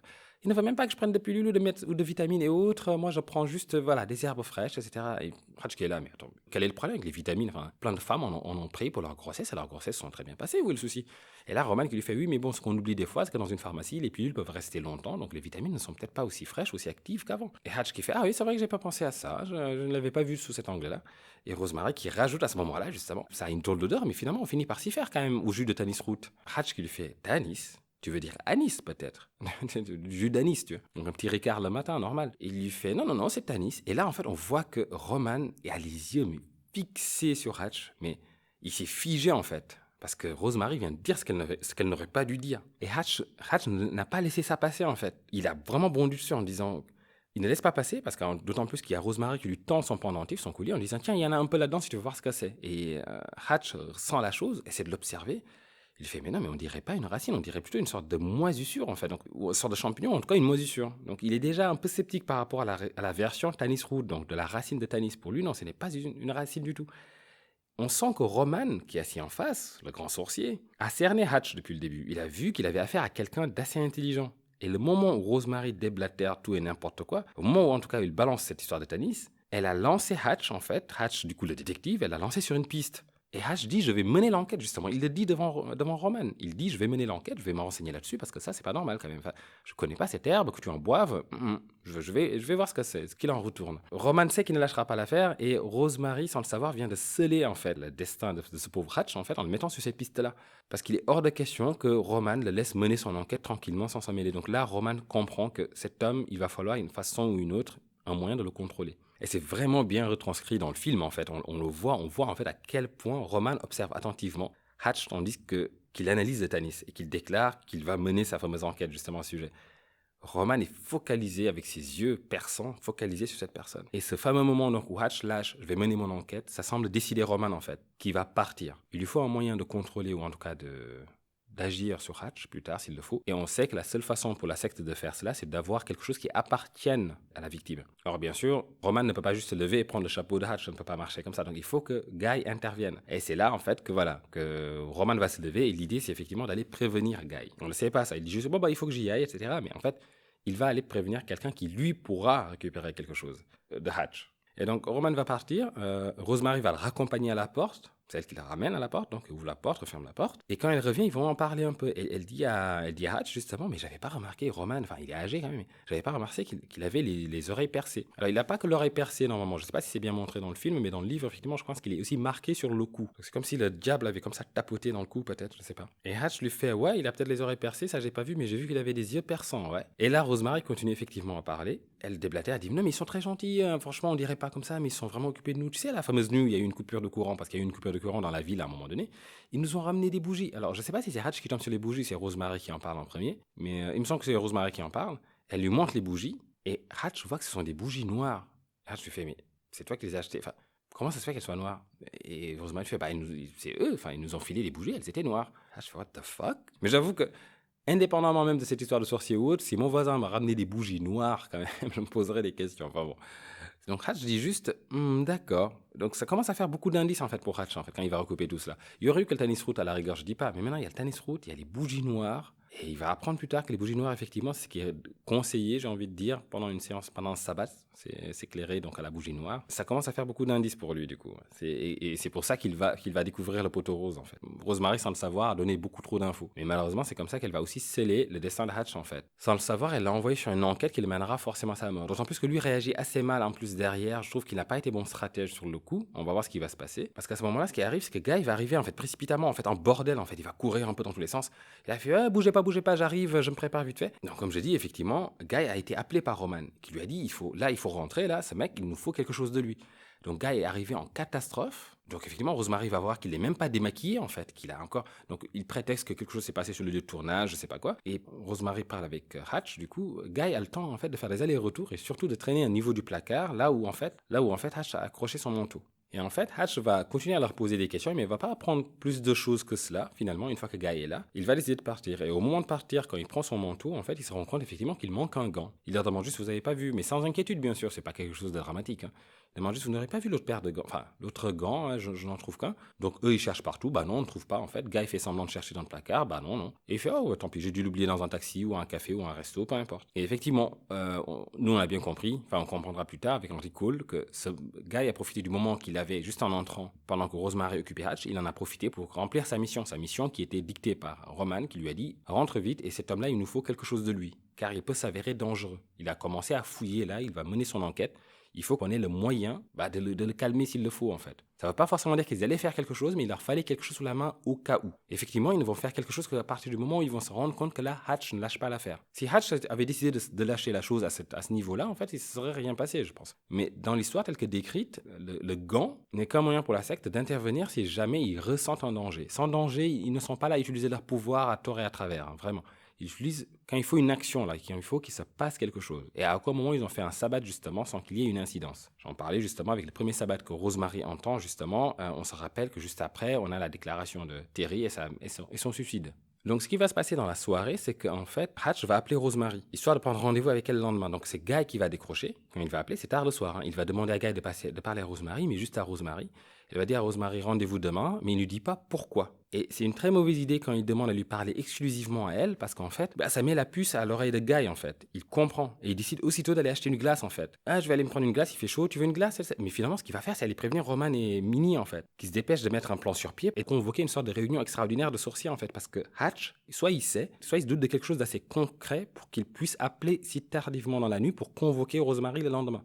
Et c'est bien cet appel de Hatch, en fait, qui va tout déclencher. Et le gant n'allait sûrement pas être utilisé avant cet appel-là. Avec Guy qui comprend que Hatch désormais est un risque, Roman et Minnie convoquent la secte, en fait. Et donc ce soir-là, il va y avoir encore une autre, pas un sabbat, mais... Enfin, si, c'est un sabbat, mais il me semble que le sabbat, c'est un jour particulier quand même. Donc eux, apparemment, ils peuvent invoquer le diable quand ils veulent. Bon. Et c'est là que je dis que Hatch a été maladroit, en fait, car Hatch a compris. Donc il a mené son enquête, il a ouvert des bouquins, il a mené son enquête, il a découvert que le Tanis Root s'appelle en réalité l'épice du diable, qui est très répandue et très utilisée dans les sectes de sorciers. La bougie noire, pareil, n'a fait que confirmer cela. Donc pour lui, effectivement, Roman et Minnie font partie d'une secte de sorciers. Il ne savait peut-être pas pour le viol ritualistique, mais sans doute qu'il savait pour en tout cas le besoin des sectes comme ça, le pouvoir qu'ils prêtent en fait au sang de bébé, au sang de nourrisson. Donc ce qu'il s'est dit, c'est peut-être que leur intérêt premier est sur le bébé de Rosemary. Rosemary d'ailleurs arrivera à la même conclusion plus tard. Et il a dû se dire qu'il faut qu'il la prévienne bien entendu, mais ce qu'on ne comprend pas, c'est pourquoi il n'a pas voulu en parler à Guy. Il esquive Guy, justement. Il évite de lui en parler. Et il lui dit précisément qu'il veut parler qu'à Rosemary. Ce qui est curieux, du coup. Donc, est-ce qu'il se doutait, à ce moment-là, il se méfiait de quelque chose venant de Guy? Est-ce qu'il se doutait de quelque chose? Est-ce qu'il a compris que son gant manquant venait de... Je pense que c'est extrême quand même comme raisonnement. C'est un peu trop tiré par les cheveux. Donc, je n'ai pas réussi, en tout cas, à m'expliquer cette méfiance de la part de Hatch vis-à-vis de Guy.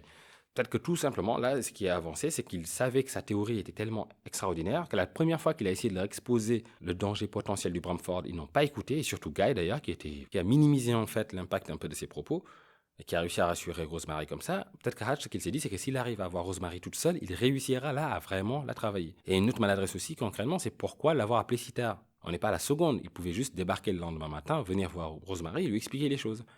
Non, il décide de l'appeler très tard et lui donner rendez-vous à l'extérieur du coup pour la sortir de l'immeuble. D'ailleurs, ce qu'il lui demande d'ailleurs, est-ce que tu sors de temps en temps? Et Rosemary qui lui fait oui, en ce moment maintenant je peux partir un peu mais pas trop longtemps. Donc voilà, il décide de lui donner un rendez-vous à l'extérieur. Pourquoi? Parce qu'il s'est dit que la secte est peut-être active et qu'elle a peut-être une... Est-ce que Hatch croit vraiment en tout cela? Hatch est un personnage raisonné, donc il peut se dire qu'effectivement ces gens sont peut-être des satanistes qui y croient, mais sans leur prêter aucun pouvoir en réalité. Donc il se serait peut-être juste dit, normalement le personnage qui nous est présenté aurait dû juste dire, ces gens sont potentiellement dangereux, mais inoffensif en réalité. Enfin, en tout cas, pas avec ces pouvoirs sataniques qu'ils ont réellement. Donc la logique aurait voulu juste qu'il s'endorme là-dessus, le lendemain qu'il débarque chez Rosemary, qu'il lui explique les choses. Aussi simple que ça, en fait. Non, il passe un appel cryptique la nuit, et ce qui déclenche effectivement ce qui va se passer là par la suite. Donc le matin, effectivement, Rosemary va tout simplement se rendre à son rendez-vous. Elle va attendre presque une demi-heure, en fait, pour Hatch, devant le bâtiment où ils se sont donné rendez-vous, en fait. Elle va finalement décider de l'appeler. Elle ne comprend pas, donc elle l'appelle, et en fait, elle tombe sur sa... Donc Hatch a une petite amie qui s'appelle Grace. Donc elle tombe sur Grace, en fait, qui lui dit que Hatch est tombé ce matin-là. Il est tombé malade tout d'un coup, il a été amené aux urgences. Et apparemment, il se trouve dans un coma profond. Rosemary est bien sûr très troublée par cette nouvelle, et nous, ça nous rappelle Rose Gardigna, justement, qui est morte elle aussi dans un coma profond. Donc elle ne comprend pas. Tout ce qu'elle sait, c'est que son ami est souffrant, malade. Donc elle ne va pas aller à l'hôpital. Du coup, ce qu'elle va faire, c'est qu'elle va traîner dans les rues en pleurant. Ce qui est très curieux, du coup, pourquoi elle ne va pas juste lui rendre visite. Donc elle traîne dans la rue en pleurant. Et en fait, il me semble qu'à ce moment-là, la douleur est de retour. Parce que justement, elle n'arrête pas de dire douleur, va-t'en, va-t'en. Donc peut-être que la douleur est finalement revenue. Pas dans le film, je crois. Donc il y a vraiment deux pistes ici où dans le film, j'ai l'impression justement que depuis la fameuse embrouille et depuis la fameuse histoire du chéri, la douleur est partie. Ici, elle est encore un peu souffrante dans le livre. Donc du coup, elle traîne, elle a mal, son ami vient de mourir, enfin presque mourir en tout cas, il est à l'hôpital, il est aux urgences. Elle traîne toute seule dans les rues et là, elle va tomber sur Minnie. Minnie qui va dire « Oh mais quel hasard !» et qui va donc la ramener à la maison. Et c'est fou du coup comme on réalise à quel point la secte est autour d'elle et autour de Rosemary en fait. Ils l'ont stocké en fait, ils l'ont suivi jusque dans ses courses. Ils l'ont suivi, ils savaient très bien que Hatch ne viendrait pas au rendez-vous, donc ils ont prévu également cela. Vu qu'ils ont jeté leur sort cette nuit-là, ils savaient très bien que Hatch allait tomber dans le coma. Donc Rosemary allait se retrouver toute seule à l'extérieur, il fallait surtout pas la laisser traîner trop longtemps. Donc en fait, Minnie a rôdé autour d'elle comme cela, et en fait, lui est tombé dessus comme par hasard, et finalement, elle l'a ramené gentiment au Bramford. Et c'est fou en fait, la secte est absolument organisée autour de Rosemary, et cette pauvre fille n'y voit rien, elle est absolument naïve du coup, elle ne peut que suivre docilement en fait, elle n'a pas vraiment le choix. Et ils sont pour le moment trop bons pour elle. Ils sont trop préparés et trop nombreux aussi au taquet autour d'elle. Et elle est sous constante surveillance sans le savoir. Et ce qui va se passer du coup, c'est que le temps va passer. Rosemary va oublier Hatch. Je pense qu'elle va même pas passer lui rendre visite en plus à l'hôpital. Ça me fait vraiment poser des questions sur la définition de l'amitié et de la tension dans ce roman, dans cette histoire. Et Hatch va décéder en fait à l'hôpital en question. Donc Rosemary va se sentir triste. Donc elle va se sentir triste bien sûr pour son décès, mais aussi pour l'avoir pratiquement oublié en fait pendant toute cette période. Et quand elle va l'annoncer à Guy, en fait, Guy va avoir un choc, il va être blême. Et ça va même surprendre Rosemary, parce que pour Rosemary, Guy n'a jamais vraiment aimé Hatch. Et Hatch a accepté Guy comme le copain de Rosemary, mais voilà, c'est tout. Il n'y avait aucune affinité entre eux deux. Et sur le moment, quand il apprend cela, elle semble en fait presque voir dans son visage du remords et de la tristesse. Et du coup, on se dit effectivement dans Guy qu'il y a un moment de peine à la mort de Hatch. Une nouvelle réaction honnête de remords chez Guy en fait. Parce que tout d'un coup, est-ce qu'il réalise qu'il est un assassin? Parce que là, il vient de tuer quelqu'un. Il vient d'aider à tuer quelqu'un. Et j'ai du mal à croire qu'il ait accepté de tuer quelqu'un. Pas assez de conviction chez Guy pour en arriver là. Par exemple, si on regarde pour Baumgart, Baumgart en fait n'est pas mort. Le concurrent un peu de Guy qui avait eu le poste que Guy voulait tant, le rôle que Guy voulait tant. Il n'est pas mort. Donc vu qu'il n'est pas mort, qu'il a juste été aveuglé, peut-être que Guy a dû se dire que la secte allait faire la même chose. Donc peut-être qu'il ne savait pas vraiment ce que la secte comptait faire à Hatch. Il leur a donné la chose en se disant que ça va être comme la dernière fois. Parce que ça m'étonnerait que Guy ait négocié pour, par exemple, une cécité, plutôt que le coma pour Baumgart, en fait. Et je ne pense pas qu'il y ait eu de négociation. C'est plutôt que le couvent n'avait pas intérêt à tuer Baumgart, en fait. Déjà parce que Baumgart n'était pas un danger pour eux, concrètement. Et en plus, il ne fallait pas effrayer Guy en tuant son concurrent. Il lui aurait fait peur. Tout ce que Guy voulait, c'était avoir ce rôle. Il fallait juste faire en sorte que Guy ait le rôle. Donc, incapacité, Baumgart, c'est tout. Guy voulait une place dans la pièce. La secte a fait ce qu'il fallait, tout en se retenant pour ne pas, en fait, paraître cruel, terrible et dangereux aux yeux de Guy. Même s'ils l'apparaissent quand même d'une certaine manière, du coup. En tout cas, ils sont puissants. Ils ont un pouvoir. Hatch, par contre, en fait, menaçait directement leur intérêt. Car même aveugle, Hatch peut encore parler. Et il peut surtout se douter de ce qui lui est arrivé. Dans le cas de Hatch, il va falloir le tuer, en fait. Et il me semble assez cohérent, en fait, que Guy ne se soit pas douté de cela. Guy, je pense, n'a même pas compris que c'était la secte qui avait dû tuer Miss Gardenia, en fait. Il n'a jamais fait ce rapprochement. Tout ce qu'il sait de la secte pour le moment, c'est qu'ils ont réussi à rendre aveugle Baumgart. Et qu'il a eu le rôle grâce à ça. Quand il leur a donné le gant de Hatch, je pense qu'il n'y pensait même pas à la conséquence directe, en fait, tout d'un coup. Et là, il vient de tuer Hatch. Et Guy ne peut pas juste se retirer comme ça, parce que maintenant, c'est un membre à part entière de la secte. On n'est plus au tout début où on risquait de l'effrayer, etc., où il fallait l'amener doucement dans la secte. Maintenant, c'est un membre de la secte. On voit très bien qu'il manipule sa femme entièrement sous les ordres de la secte. Ça lui fait de la peine, sans aucun doute, et je pense qu'il ne s'attendait pas à cela. Mais il ne peut pas partir. Il ne peut plus se défiler. Donc voilà, la secte a utilisé le gant de Hatch, finalement, pour lui jeter le fameux sort du coma. Et ce fameux sort du coma finit souvent par la mort, justement. On a déjà parlé de ce pouvoir, donc le fameux pouvoir par sympathie, magie sympathique si on veut, ou des choses ressemblantes, donc du coup on peut agir sur certaines choses et agir du coup sur l'autre. Donc voilà, on avait parlé des poupées voodoo, et là c'était plutôt l'aspect de correspondance. Je peux agir sur ce qui est à toi, car il y a un lien, une sorte de lien sacré comme ça, ce qui est à l'autre. C'est un pouvoir un peu grossier, je pense, qui est là traité de manière assez littérale quand même. Et ça paraît presque un peu facile, quoi, du coup. Juste, voilà, on a le gant de la victime, tout d'un coup, on peut lui jeter un sort et faire en sorte qu'elle meure. Je trouve ça léger, Je pense que Minnie aurait pu juste empoisonner Hatch, en plus. Voilà, quelque chose de plus concret. Dans le cas de Baumgart, pareil. Je pense que les sorciers auraient pu être plutôt des gens, en fait, très avancés sur la sorcellerie, en fait, mais plutôt sur l'alchimie, qui serait plutôt une sorte de chimie, en fait, tout bêtement. Pour mettre au moins un doute sur est-ce que c'est le diable qui intervient vraiment là, ou est-ce que c'est eux qui font, voilà. Parce que par exemple, dans une société où la notion de possession serait inexistante, en fait, ou n'existerait pas, elle serait bien baisée, là, la secte. Si le gant de Hatch était le gant de la communauté ou de la famille, est-ce que du coup ça veut dire qu'il jette un sort sur toute la famille? Du coup, en fait, ce diable est en réalité bien fait pour une société capitaliste, en fait. Il lui faut une société de la possession. À moins que ça ne soit cette société qui le crée, finalement, je ne sais pas. Quand on y pense, c'est là qu'il y a une faille, en fait, dans l'histoire. Parce que dans le cas de la cravate de Baumgart, parce que c'est comme ça que la secte a réussi à jeter un sort à Baumgart, c'est en utilisant sa cravate. Mais dans le cas de Baumgart, ce qui s'est passé, ils ont fait un échange. Guy lui a dit que sa cravate lui plaisait, que lui avait autre chose. Ils ont fait un échange. Donc en fait, la cravate n'est plus à Baumgart, elle est à Guy. Ou alors est-ce que le diable remonte au possesseur d'avant? Enfin, mais du coup, à ce moment-là, la cravate non plus n'a jamais été à Baumgart, en fait. Il n'en est pas le possesseur originel. Il a juste acheté dans son commerce. Mais du coup, il y a un propriétaire dans le commerce, du coup, qu'il a aussi acheté. Il y a aussi celui qui l'a cousu, qui l'a créé. En réalité, soit le premier propriétaire, c'est celui qui a créé la cravate, ou le propriétaire final, c'est Guy. Donc c'est l'un ou l'autre, en fait. Mais ça ne peut pas juste tomber sur Baumgart. C'est un peu la faille de cette histoire de possession. Ce qui, à moi, permet aux autres de m'atteindre directement. Oui, je veux bien, mais la cravate n'est plus à Baumgart. Donc c'est pour ça que ce pouvoir de la secte m'a toujours un peu déplu. Il y a quelque chose de faible là-dedans. Si je prends quelque chose qui est à toi, tout d'un coup, je peux te jeter un sort, c'est pas... Ou alors il aurait fallu que ce quelque chose ne soit pas si quelconque que juste un gant ou une cravate, quoi. Mais bon. Toujours été en tout cas que Guy donc, va se sentir mal d'avoir causé la mort de Hatch. Encore une fois, je pense qu'il ne s'y attendait pas. Et il va au moins avoir la décence de ne pas venir aux funérailles. Quand même, c'est lui le meurtrier. Par contre, ça va être une erreur, justement. Il va laisser Rosemary y aller toute seule et ça va être encore une erreur car il relâche la surveillance à ce moment-là. Il ne sera pas là, du coup, pour surveiller ce qui va arriver. Et il n'avait pas envisagé, en fait, Grace, enfin la copine de Hatch. Pour lui, Rosemary, elle est juste à l'enterrement. Hatch allait être enterré, il y aurait eu des amis peut-être, et puis voilà, ça s'arrête là. Mais il y a Grace, la petite copine de Hatch, dont en fait Guy n'a jamais entendu parler. Donc il ne sait pas qu'il y a quelqu'un qui est très proche dans la vie de Hatch en ce moment et qui est peut-être au courant des choses dont Hatch est au courant, si on veut. Avec qui Hatch se confie finalement. Parce que les filles de Hatch sont parties, voilà, normalement c'est un célibataire. Mais en fait, non, il y a quelqu'un d'autre dans sa vie en ce moment. Et en réalité, les autres membres de la secte ne pouvaient pas accompagner Rosemary non plus. Enfin, comment on justifie ça? Donc ça devait être Guy, mais Guy s'est retiré. Donc voilà, Rosemary va rencontrer la copine de Hatch à l'enterrement et elle lui raconte qu'en fait que Hatch aurait repris connaissance juste avant de mourir. Alors comment? Donc Hatch a réussi à battre le coma juste par sa volonté. Bon. Alors à son réveil, effectivement, il y avait une perte de repère, par rapport à la notion du temps, en fait. Il avait juste l'impression d'être le lendemain, en fait, alors que ça faisait quelques mois, il me semble. Tout d'un coup, on lui explique, et là, il comprend ce qui lui arrive. Je ne m'explique pas cette parenthèse, en fait, dans le coma de Hatch. C'est vraiment une facilité scénaristique dont on n'avait même pas besoin. Hatch aurait pu juste ce soir-là, en menant son enquête, être hyper excité, en fait, et en parler à Grace. Et là, il tombe dans le coma, il meurt, mais il en a parlé à Grace, qui, elle, n'y croit pas, mais what the fuck, tu vois.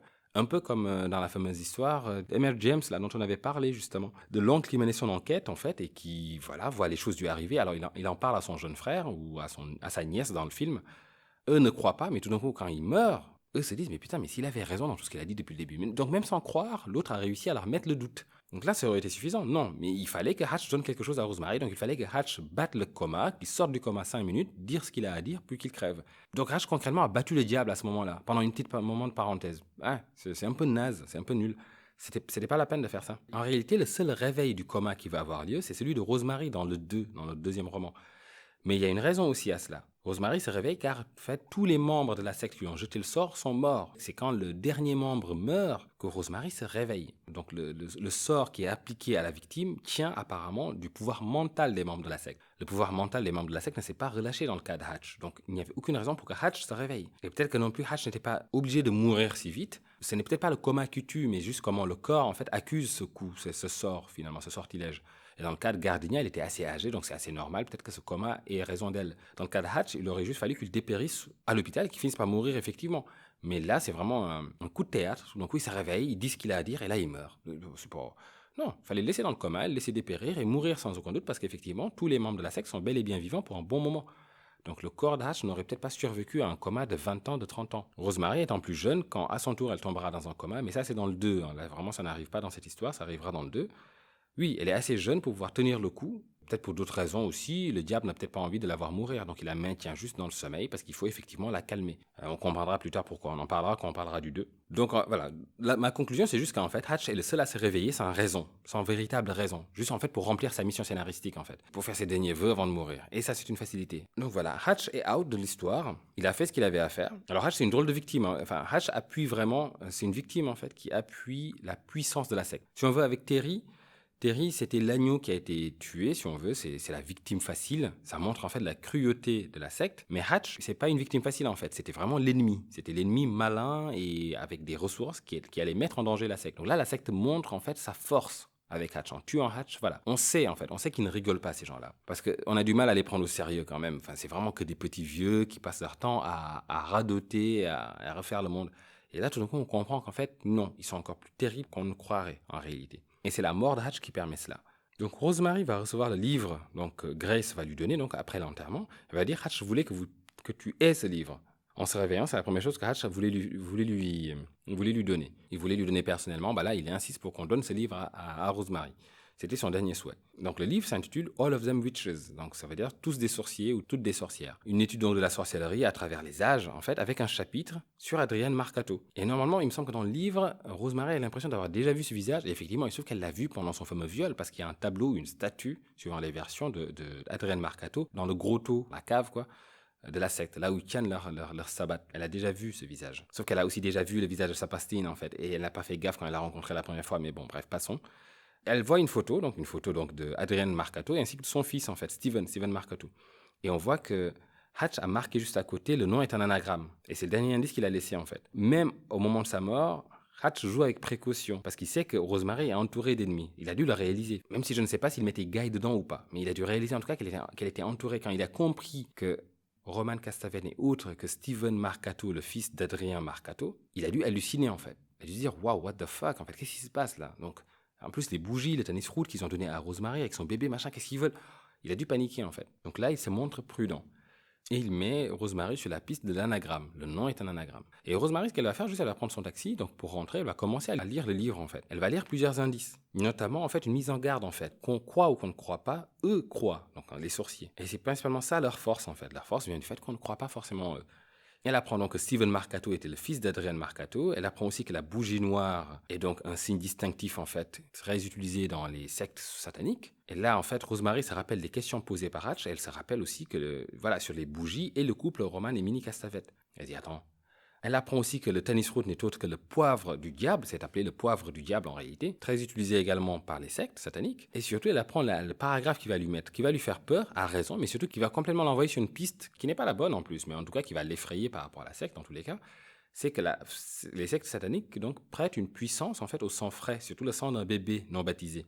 Ils prêtent des pouvoirs qui sont absolument vitaux pour la bonne tenue de leur sabbat. Tout d'un coup, quand elle recoupe cela avec l'intérêt flagrant que le couple Roman et Minnie porte à son propre bébé, avec ce que ça va sous-entendre, quand tout d'un coup elle comprendra en fait qu'ils sont descendants, en tout cas que l'un d'entre eux est en tout cas descendant de sorciers, elle va recouper sa propre version en fait. Donc l'argument ici est de suggérer tout simplement que son enfant est en danger. Et c'est d'ailleurs cette idée, le fait justement de penser que son enfant puisse être en danger, qui la pousse en fait. C'est pour ça qu'elle est motivée, Rosemary, à résoudre l'enquête. Parce que Hatch a laissé 2-3 indices, mais vraiment comme dans un roman détective à la Sherlock Holmes, quoi. Donc tout d'un coup, Rosemary doit se prendre la tête pour essayer de comprendre, parce qu'elle ne comprend pas du tout au début. Elle lit, effectivement, elle comprend cette histoire de sorciers et tout cela, mais tout d'un coup, elle commence à se dire, mais pourquoi, qu'est-ce qu'ils veulent? Et en fait, quand elle comprend que la secte est potentiellement intéressée par le sang d'un bébé et qu'elle est enceinte, elle veut tout comprendre maintenant, elle veut tout savoir.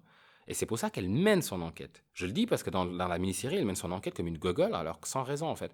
Là, Rosemary mène son enquête parce qu'elle pense que son enfant est peut-être en danger. Donc elle va jusqu'au bout, elle se prend la tête. Et notamment, elle essaie de résoudre cette histoire d'anagramme parce qu'elle ne comprend pas l'énigme de Hatch en fait. Donc elle va utiliser des tuiles de Scrabble pour résoudre l'anagramme. Et on se rappelle que depuis le début du film, on voit le couple qui est toujours en train de jouer au Scrabble. Donc c'est là que ça intervient justement. Voilà, c'était du foreshadowing en fait.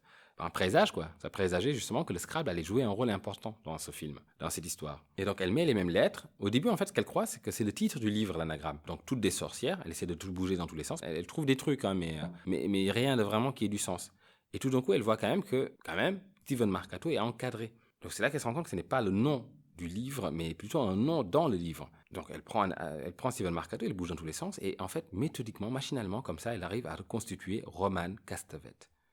Et en fait, elle comprend que Roman Castavet est un anagramme de Steven Marcato. Donc, en fait, que Roman n'est autre que le fils d'Adrien Marcato, celui qui avait prétendu avoir invoqué le diable. Donc, en recoupant ces deux informations, les Castavet des sorciers et puis ce qui l'a motivé à mener son enquête, c'est-à-dire que les sorciers sont intéressés par du sang d'enfants frais non baptisés, on comprend tout de suite ce qui va se passer dans la tête de Rosemary. Et aussi, on peut être amené aussi à se demander, mais pourquoi Roman a fait ça, en fait? Pourquoi il a gardé le nom de son père, son nom principal, et qu'il a juste joué sur un jeu d'anagramme, etc. On comprendra plus tard en fait que Roman est très fier de son nom, il est très fier de son père, de ce que son père a accompli. Et pour lui, en fait, c'est les autres l'ennemi, c'est ces sociétés qui les a chassés, qui a mené à la mort de son père. Il leur en veut en fait, il ne leur cédera pas ça, il n'enlèvera pas son nom. Il va le cacher, pas un souci, il va le cacher, mais un anagramme. Il va faire un anagramme, il va le cacher, pas de souci. Il ne le reniera pas. Ce nom, en fait, représente tout pour lui. Il faut comprendre quand même que Steven Marcato, c'est-à-dire Roman Castavet, a vu son père mourir dans la rue, en fait. Donc, dans un étable, car on lui a refusé un hôtel. Donc, ça, c'est la version dans le livre. Dans le film, il est sous-entendu qu'il a été presque tué, en fait, dans le hall, dans le lobby du Bramford, quand il a annoncé aux gens comme ça qu'il avait réussi à invoquer Satan. Il est clair que Roman voit son père comme une sorte de martyr de la sorcellerie. Et il est très fier de porter ce nom, en fait. Et il représente la vérité, une certaine forme de revanche et de justice, en fait, vis-à-vis de ce père qu'il a eu. Donc, il est cohérent qu'il n'ait pas pu se débarrasser de ce nom-là, qu'il l'ait gardé. L'anagramme qui colle en fait parfaitement finalement un peu dans ce jeu de mystère, dans ce jeu de dupe dans lequel en fait ils sont engagés avec le monde, avec les autres. L'anagramme lui permet de masquer cette identité mais de continuer quand même à l'assumer. Donc maintenant Rosemary soupçonne tout le monde, elle soupçonne Roman, elle soupçonne Minnie et tous ses amis qu'ils ont autour d'eux, dont Marie-Louise et autres, qui ont été trop prompts à vouloir les aider en fait. Ce sont des adorateurs de Satan, pourquoi ils les aident? Heureusement pour elle qu'elle ne recoupe pas toute l'information jusqu'à l'année 1966 justement, qui correspond donc à l'année de naissance du petit ici. Et donc, année zéro de leur fameux Jésus, ça, elle ne le recoupe pas. Elle ne comprend pas que l'enfant Ils n'en veulent pas la vie de cet enfant, au sang de cet enfant. Non, ils veulent vraiment plus qu'elle, même pour elle le croire, si elle savait les choses, si elle savait vraiment ce qu'il en est. Ils sont les premiers à vouloir que cet enfant vienne au monde dans les meilleures circonstances possibles, en fait. Donc elle va paniquer, elle va considérer que ce sont des sorciers qui vont vouloir donc utiliser son enfant dans une sorte de rite diabolique. Sous cette fausse perception, elle va en parler à Guy. Et Guy va bien sûr essayer de l'apaiser. Mais Rosemary va rester catégorique, en fait. Et Guy, qui sait la vérité, qui sait qu'elle a raison en plus, il va utiliser avec brio, en gros, les arguments du sceptique. Et il va contredire tout ce qu'elle dit. Oui, mais c'est le nom de son père. Oui, mais en même temps, t'imagines en vrai, si ce que tu dis est vrai, c'était vraiment le fils d'Adrienne Marcato, est-ce qu'on peut vraiment lui en vouloir d'avoir essayé de masquer ce nom-là? Tu crois vraiment, ces vieux là, tout papy, là, tout gentil qu'on a à côté sont vraiment des sorciers? Non, mais tu réalises. Il fait oui, mais ils font aussi des messes. Tu te rends compte de la musique qu'ils jouent tout le temps là, la nuit, le soir venu? Et là, en fait, dans sa contradiction, en essayant de la contredire plutôt, c'est là que Guy va aussi, encore une fois, lâcher l'information de trop. On a remarqué que souvent, ces petites informations en trop, en fait, Rosemary sait bien les exploiter dans le film. Il va parler de ça en disant, non mais attends, c'est juste une musique qu'ils aiment bien, où est le problème si le docteur Shawn, donc docteur Shawn, c'était le fameux dentiste là qui a fait le collier pour Rosemary, c'est quoi le souci si Dr. Shawn, en fait, met un vinyle le soir pour écouter de la musique avec eux? Pour toi, c'est systématiquement une messe noire. Le problème, c'est que comment il sait que c'est Shawn qui met un vinyle, que la flûte qu'on entend, ce n'est pas quelqu'un qui joue, mais un vinyle qu'on met?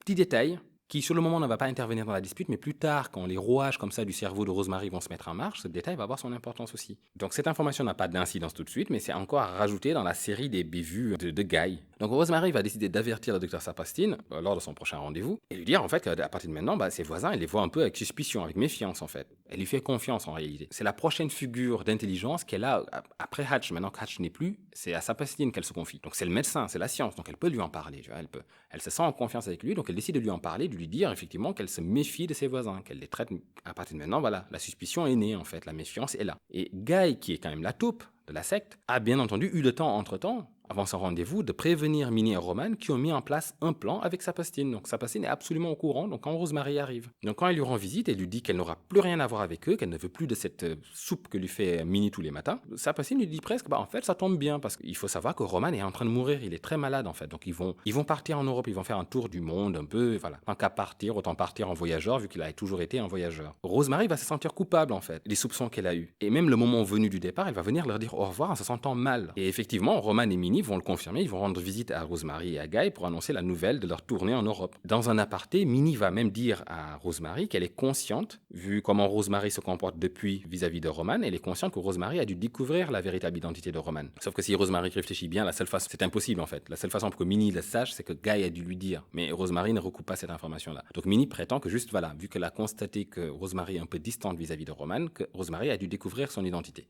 Et Minnie lui dit que si elle le pouvait, elle tuerait à nouveau en fait son beau-père. Elle le maudit presque en fait, d'avoir fait de son fils un paria dans certains cercles. Et Rosemary est encore plus pleine de ces culpabilités-là en fait. Elle se dit mais finalement en fait Roman est peut-être la victime dans cette histoire. Et elle le traite de sorcier, elle veut s'échapper de lui, elle veut s'éloigner de lui. Rosemary est une bonne âme. Et une fois que les Castavetes sont réellement partis en plus, elle va même le regretter. Et je trouve que cela fait penser en fait à Terry qui se sentait elle aussi coupable, enfin dans une des versions qu'on a supposées, qui se sentait presque coupable de ne pas pouvoir leur rendre l'appareil en fait, par rapport au service qu'eux ont pu lui rendre. Et du coup c'est quand même incroyable en fait, c'est très impressionnant en fait, cette manipulation sentimentale qu'ils arrivent toujours à déployer autour d'eux.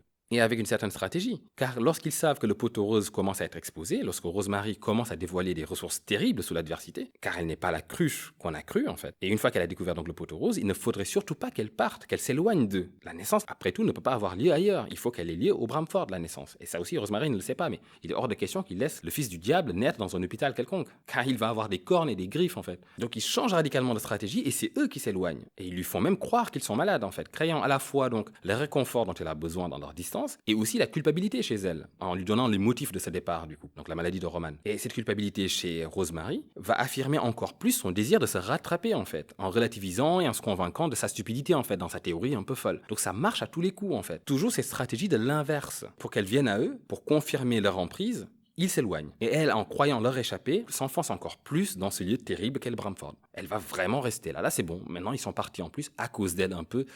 Voilà, elle n'a pas fait toutes ces histoires pour partir maintenant quand même.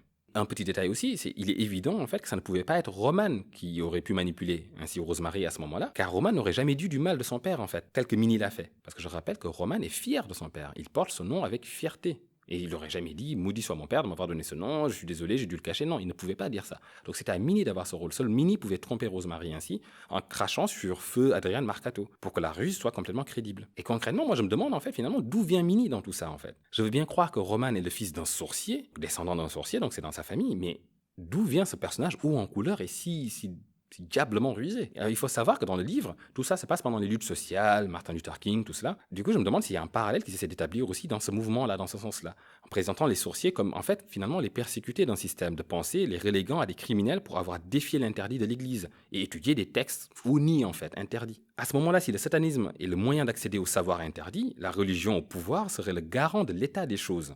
Garder les connaissances obscures dans l'obscurité et prête à punir les transgresseurs. Donc les sorciers. Si on arrive à voir cela à la lumière d'une lutte sociale, entre des opprimés à la recherche d'une justice sociale, donc comme ça se passait à ce moment-là aux États-Unis, et des opprimeurs voulant le rappeler à leur place, il ne serait pas exagéré du coup d'établir du coup un second discours dans le roman. Il est ignoré dans le film, hein, bien sûr, on ne parle pas des luttes sociales dans le film, mais il y est fait mention très souvent dans le livre, sans que forcément que les protagonistes ne réagissent à cela d'ailleurs. Ils le constatent, c'est tout, mais ils n'ont pas d'avis.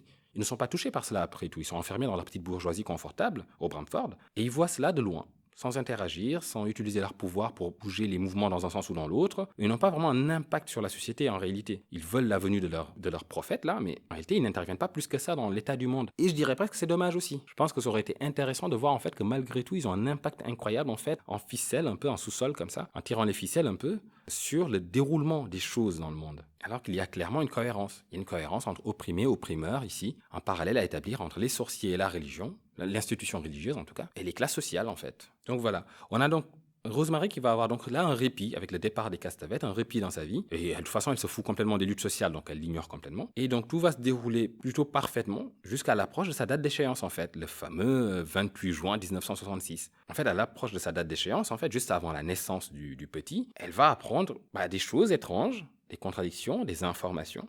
Et les choses ne collent pas. C'est comme si elle tombait sur une tuile de Scrabble qui ne devrait pas être là, en fait, et du coup, ça ne marche plus, ça ne s'imbrique plus, et là, en fait, elle va se mettre en...